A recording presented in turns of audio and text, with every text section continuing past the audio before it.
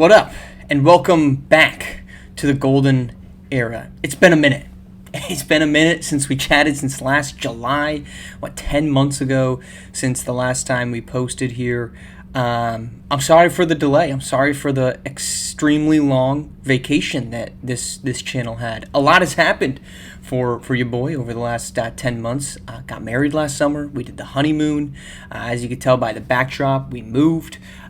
So a lot has gone on that frankly just made it that the Golden Era as a YouTube channel and over on Operation Sports was just not something that I had the priority for. Of course, college football 2025 came out, so I dedicated a lot of time to that as well. All of that is why we have not been posting, and also a big reason we transferred the game yet again. So I think we're on the third transfer now. From 2K20, I think it was 2K19 originally, then that went to 23, there's 21 in there, 23, and then to 25, as we get, come on, dude. Oh, I gotta restart because of this Chuka. Look at this guy. Cat break. Yeah, so we had to transfer the game for another time. I did not like 2K23 at all. I was not, to be honest, I'm not a good ball handler, sticks guy. Give me some plays, give me some sets, let me run it. Where do guys get open? I like playing it that way, and I thought 2K23 was just not good for me. It's not me saying the game wasn't good, it just was not good for me. 2K25 I've really enjoyed. The animations I like better, personally. There's some plays that are still a little broken. I still don't love how off-ball screens work, but that's for a different part of the channel if you watch the other video that we posted about some of the things coming. Let's get back to the Golden Era. So all of that has changed, and we're also going to do a little bit different formatting here moving forward. I loved what we were doing before, but it took a ton of time to put everything together that I just simply don't have. And so rather than put together a product that I don't like doing, we're going to mix things up a little bit, and we'll be a little bit more 2K video screens and things like that, and not so much just the straight up graphics. So we'll see if that works. It makes life easier. Still want to tell the story, that fourth wall, speaking not as the player, but rather as the member of the universe, right? Member of the world, and that's what we're going to do here as we restart the Golden Era. But let's get you caught up, right? Because have made the transfer. Let's get you caught up to where we were and where we left off. Where we left off was free agency, and since then a number of dudes signed in a multitude of places, so let's recap all of that right now. Okay, so where we left you, we were heading into free agency, and there was a lot of big names. Let's go through where everybody signed. Okay, let's start with Xavier Carter. He re-signs with the Boston Celtics. No real surprise there, as the Celtics needed to keep their train rolling. Xavier Carter makes sense to stay there.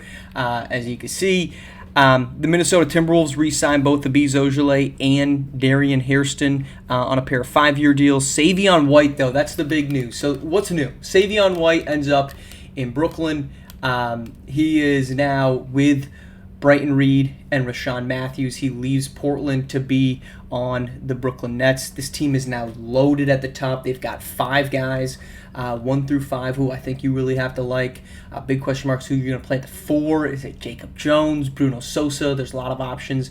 But this team now is fully loaded and ready to contend in the Eastern Conference. So where did Louis Morgan go from the Nets? He ends up in New York along with Ezekiel Morrow. They free up a ton of cap space the Knicks do after having a mediocre season. They also acquire Corey Wilson to shore up their point guard or their center spot, and Anton Forte in a trade. They're ready to try to contend in the East with a rebuilt group there. How about Malik Hightower? 1 season after spending some time in Phoenix, he does not return to Phoenix. Instead, he heads to Charlotte, where the Charlotte Hornets now have Malik Hightower, Jonathan Malheur, and Robert Mack. It's a team that's trying to compete right now. Surprising move from Hightower, who just got signed and traded there when he was with the Milwaukee Bucks. So that opens that spot up. Those are the big ones. The Hornets do trade away Quincy Cross to the Memphis Grizzlies as they try to free up some space, but that's not really a notable move there. It gets the Memphis Grizzlies a couple items. The Orlando Magic, how about them making some decisions? The defending champions choose to bring back Jason Tatum instead of Corey Flynn, who was their sixth man of the year last year. They decide the money is tight, so we're going to go with Jason Tatum instead on a 2-year deal that pays about $25 million a year. It aligns well with Trey Hunter and Jalen Green. Where does Corey Flynn go? He ends up with the Las Vegas Venom. Rebranded from the Lights. That's the problem with the transfer. The Las Vegas Lights did not exist. So it's the Las Vegas Venom now, and it's Corey Flynn who's having a great start to the season there as their shooting guard.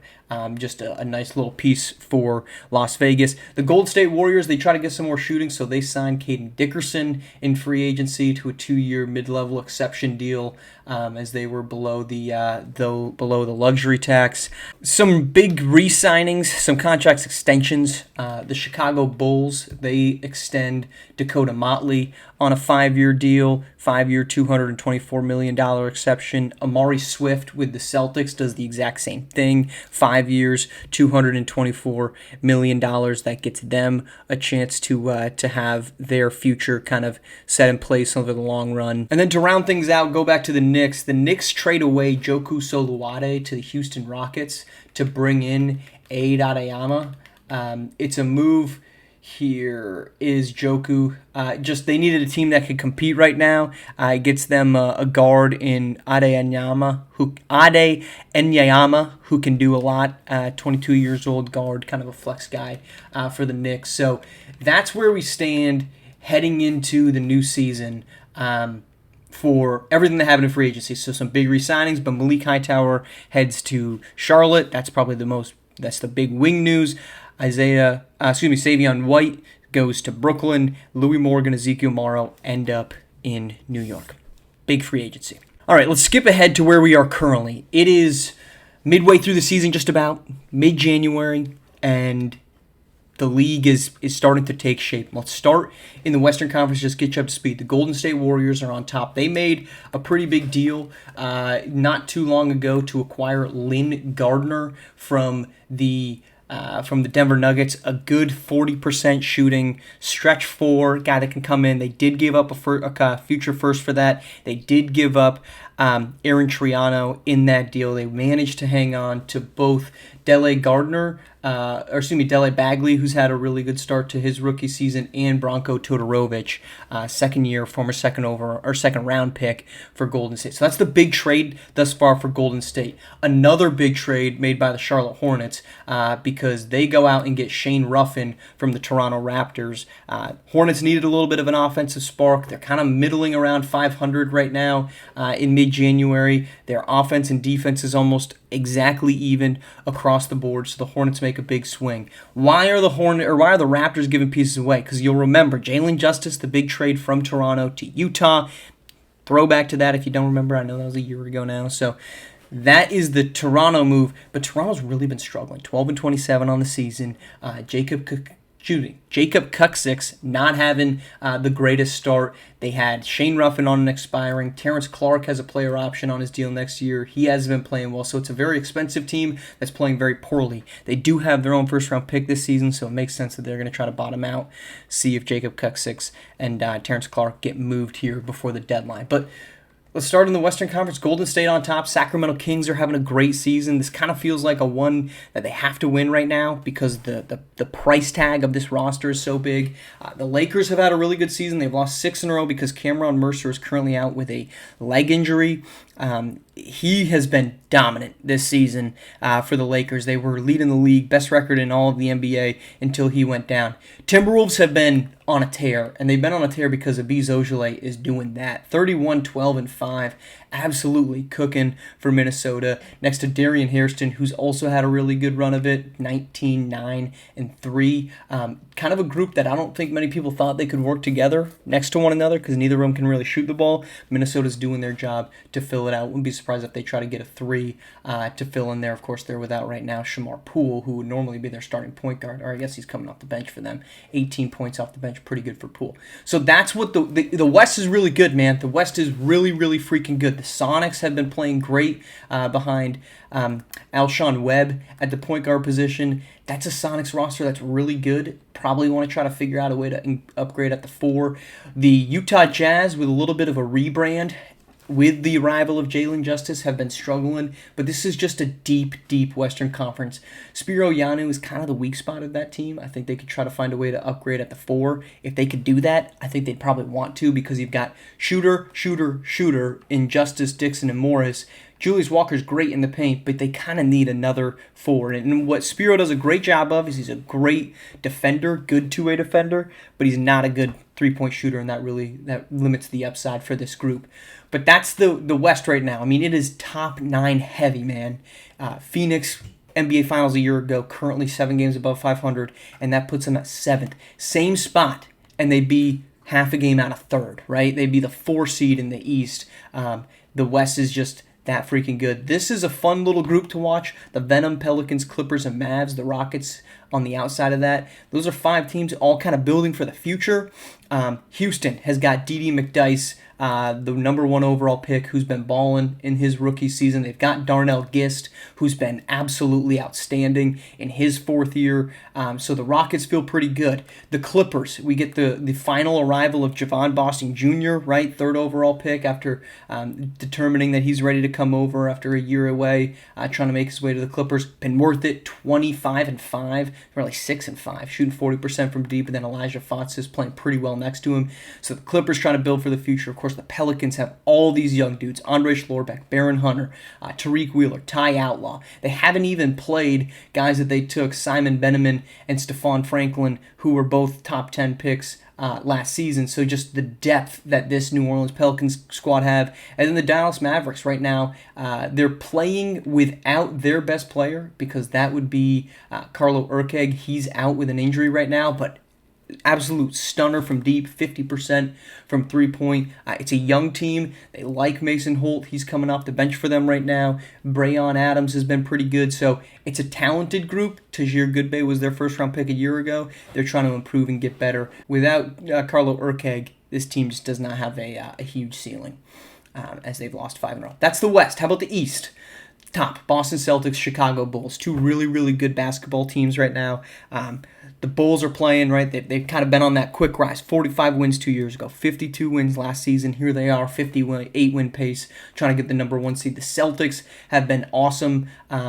They might be a team that tries to target Jacob Kuksix if they could pull it off. But it's the Amari Swift show, really, day in and day out, just absolutely cooking. Xavier Carter, all-NBA caliber big man. It's a really talented Boston Celtics. The Nets started off super, super bad. The Nets and the Pacers both were terrible to start the season. Since then, they've been on a heater.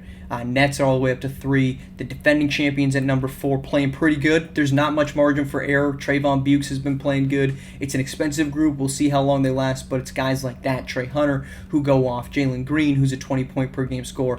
Again, Jason Tatum, 35. He's showing it. Trayvon Bukes, though, has kind of stepped up, and Elton Dawkins is just a nice piece there. The Milwaukee Bucks are playing really well, and that's because Luka Doncic at age 35 has been on another level. I mean, 23, 7, and 7, shooting 40% from deep. They finally getting something out of Jules Petrus. This is a guy that couldn't rebound when he entered the league. Up to 5.5 per game, 26 points per game. And you're saying, well, where's Dwayne Qualls? You might remember that name. Well, Dwayne Qualls is out with a leg injury, man, and he has been awesome when he's been playing. This team was one of the best teams in the entire Eastern Conference when he's healthy. He's just injured. Lower leg fracture. He's out for another couple weeks. Probably more like 6 weeks before they get him back. So they're just trying to hold steady. But the East has been interesting, right? The Hornets needed to make a big move to get there. The Knicks have been really bad. This is a gap year, right, for the Knicks. They've got $30 million in cap space next summer. Jalen Justice could be a free agent. C.J. McCoy could be a free agent. There's a huge point guard class coming up. I can show you those upcoming free agents in 1 second. But the Knicks, it just feels like a year that they just need to survive. The Heat are dealing with a ton of injuries. Cameron Sullivan is out right now. He's out for the season with a ruptured Achilles. John Morant has been playing awesome, but he's 35. Damian Pack started to step up a little bit in his second year. This is Desmond Cooper, who's 32. This team was built to compete right now, and they're just not really doing that in a pretty down Eastern Conference. Then behind that, it's just a bunch of rebuilding teams. The Wizards probably are the most surprising one considering their past. They've got a top 18 protected pick out the door, so it's a team that, considering everything that's going on, they probably aren't going to go anywhere. But you've got Zane Bennett, who's actually been playing pretty good. Devin Anderson, who's been a bit of a down season. And then an injury to Cole Anthony has really hurt this team and zapped their upside. So it could be a group that might sell like a guy like Marcel Hampton, who's 29 years old, good mid-range shooter, can score. Not right now, he's not, but normally can be a decent scorer. It might be somebody that finds his way off. Same thing with Franklin Knox, who they acquired last season. They gave up that top 18 protected first to get off of Franklin Knox. So that's where the league sits, man, as we are right here on January 12th. That's getting you up to speed on everything that just happened. From here on out, we'll do a little bit of a combo of some games, so you can see these guys in action, and then pretty much what we just did, a little bit of action on what's coming up.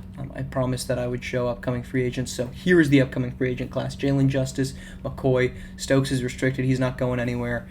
Cunningham, Cuxis, Tobias Bell, Shane Ruff. This is a pretty solid top class this coming summer, 2036. But that's it. That's gotten you up to speed. We're gonna keep rolling.